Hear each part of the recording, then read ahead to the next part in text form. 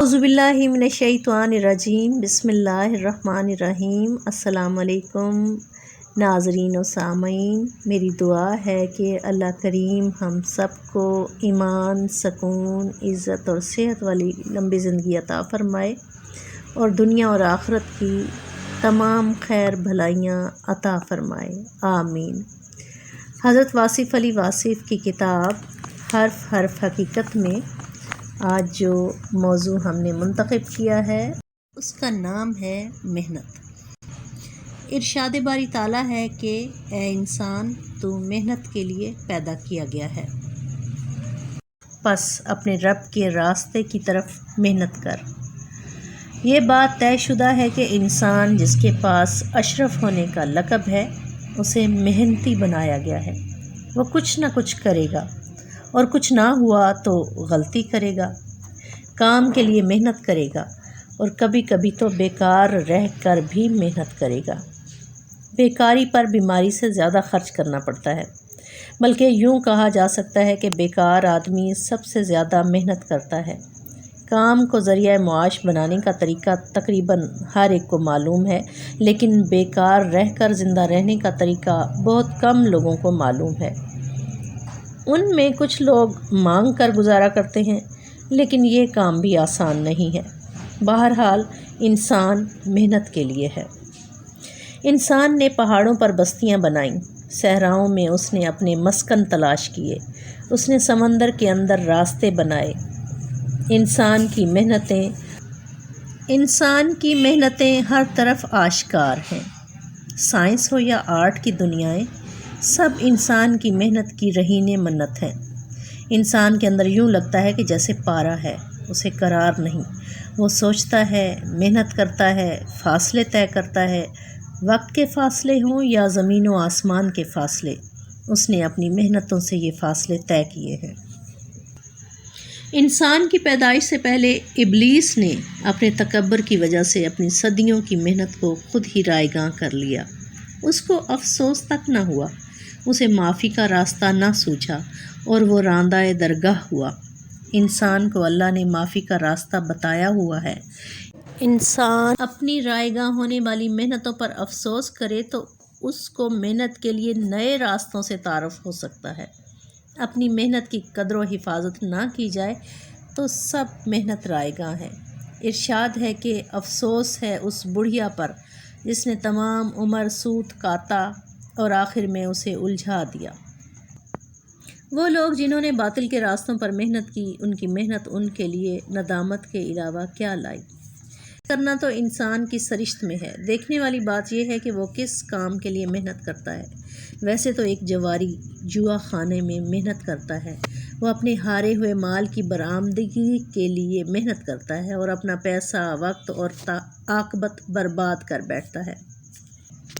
کارآمد کیا ہے اور رائیگاں کیا ہے، اس کا فیصلہ صرف وہی طاقت کر سکتی ہے جس نے انسان کو پیدا کیا، اور اس طاقت کا ارشاد ہے کہ اے انسان، اپنے رب کی طرف محنت کر۔ رب کی طرف محنت کیا ہوتی ہے؟ رب کی طرف محنت رب کی طرف سے بھیجے ہوئے پیغمبر صلی اللہ علیہ وآلہ وسلم کے راستے پر چلتے رہنے کا نام ہے۔ جو لوگ بے جہت اور بے سمت محنتیں کرتے ہیں، ان کے لیے کیا انجام ہو سکتا ہے؟ گناہ گار کی محنت کا انجام تکمیل گناہ ہے، اور تکمیل گناہ ہی انسان کی عاقبت خراب کرنے کے لیے کافی ہے۔ ان محنتوں کو اگر غور سے دیکھا جائے تو پھر یہ بات واضح ہو جاتی ہے کہ انسان نے باغی رستوں پر جو محنت کی ہے، اس کا ریکارڈ اسی دنیا کے عبرت قدوں میں محفوظ ہے۔ ویرانیاں چھوڑ جانے والی محنت پر افسوس ہوتا ہے، اور اس کے برعکس وہ لوگ ہیں جنہوں نے رب کے راستے کی طرف محنت کی، وہ مرنے کے بعد بھی سرفراز ہے۔ ان کے آستانے، ان کے مزار، ان کی تصانیف اور ان کے ملفوظات آنے والی نسلوں کے لیے مینارہ نور کا کام دیتے ہیں۔ وہ آنے والے نسلوں کو بتا گئے کہ محنت وہی ہے جو رب کی طرف ہو۔ انسان کی محنت کے جتنے بھی قصیدے لکھے جائیں کم ہیں، لیکن وہ محنت جو کسی کے کام نہ آئے، اس پر جتنا بھی افسوس کیا جائے کم ہے۔ وہی محنتیں کامیاب ہوئیں جو انسان کی فلاح کے لیے کی گئیں، انسان کی خدمت کے لیے کی گئیں۔ انسان کو سکون پہنچانے کے لیے کی گئی، انسانی زندگی کو ایک خوبصورت زندگی بنانے کے لیے کی گئی، اور وہ محنتیں جو انسان کا سکون برباد کرنے کے لیے کی گئی، جن کے ذریعے بحر و بر میں فساد مچا، جن کے پیچھے طاغوت کار فرما تھا اور جن کے پیچھے انسانی نفس تھا، اس کی فنا تھی، اس کی انا تھی، وہ غلط روی کی محنتیں انسان کے چہرے پر سیاہی لکھ گئیں۔ مبارک ہو وہ محنتیں جن کو قبولیت کی منزل ملی۔ ایسی محنتیں انسان کو شرف عطا کرتی ہیں۔ اپنی شہرت کے لیے کی جانے والی محنتیں انجام کار انسان کے لیے افسوس پیدا کرتی ہیں۔ زندگی دوبارہ نہیں ملتی اور انسان کے پاس غلطیوں کی اصلاح کا وقت بھی نہیں ہوتا۔ ایک ہی دفعہ سوچ سمجھ کر محنت کا آغاز کرنا چاہیے۔ اس کے لیے ضروری ہے کہ کسی ایسے جاننے والے سے پوچھ کر محنت کی جائے جو محنت اور محنت کے انجام کے رشتوں سے باخبر ہو۔ اس سے اپنی محنت کی سمت دریافت کرنا چاہیے۔ اگر سمت صحیح ہو جائے تو کامیابی اور ناکامی دونوں میں انسان کا بھلا ہے۔ مقصد اس سمت کا ہے۔ اگر اللہ کی جانب جانے والی راہ ہماری محنت کا مدعا ہے تو اس راہ میں مر جانا بھی شہادت ہے۔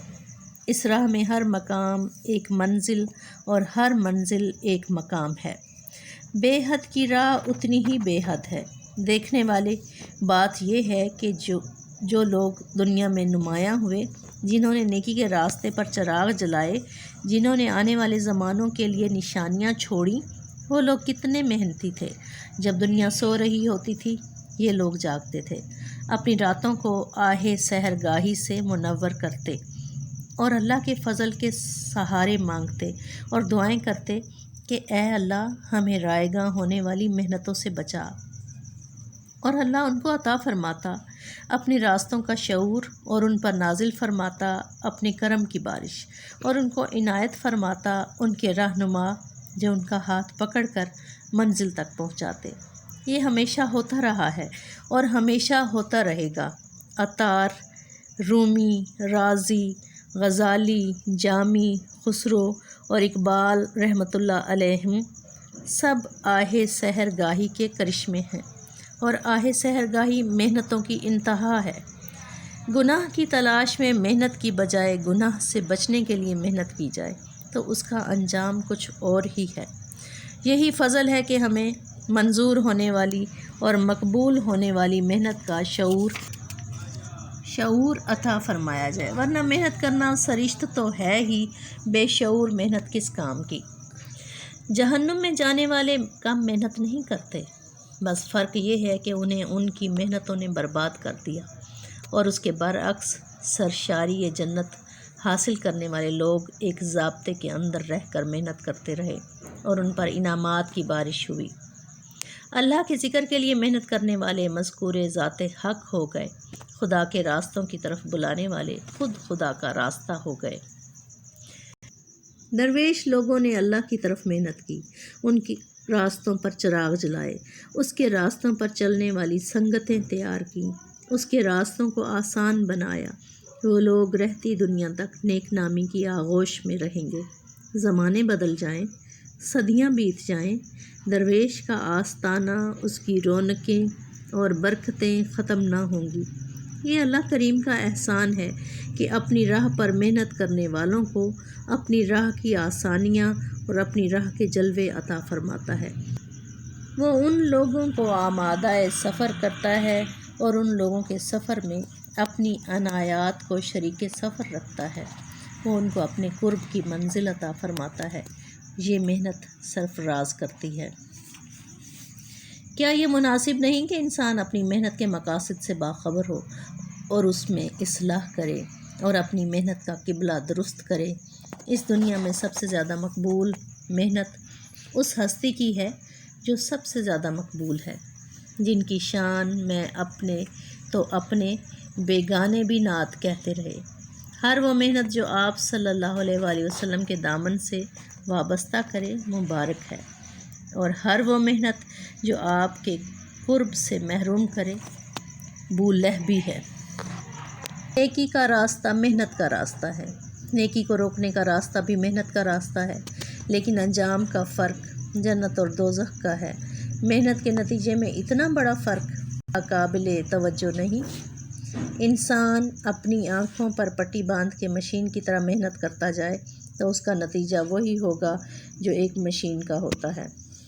پیسہ کمانا، پیسہ گننا، پیسہ جمع کرنا بڑا محنت طلب کام ہے، اور یہ بڑے ہی عذاب کا باعث ہے۔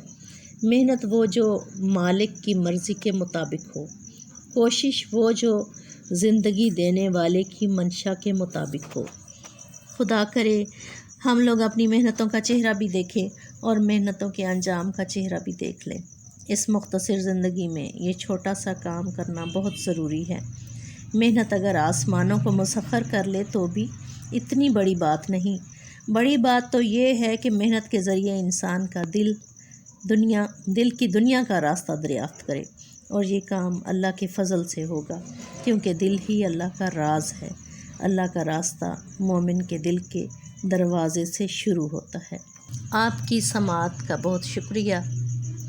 اگر آپ کو یہ تحریر پسند آئی ہو تو برائے مہربانی اسے لائک کریں اور اسے سبسکرائب کریں، اور بیل آئیکن کو پریس کریں تاکہ میری آنے والی ہر نئی ویڈیو آپ تک آسانی سے پہنچتی رہے۔ آپ کا بہت بہت شکریہ، اور اللہ حافظ و نگہبان۔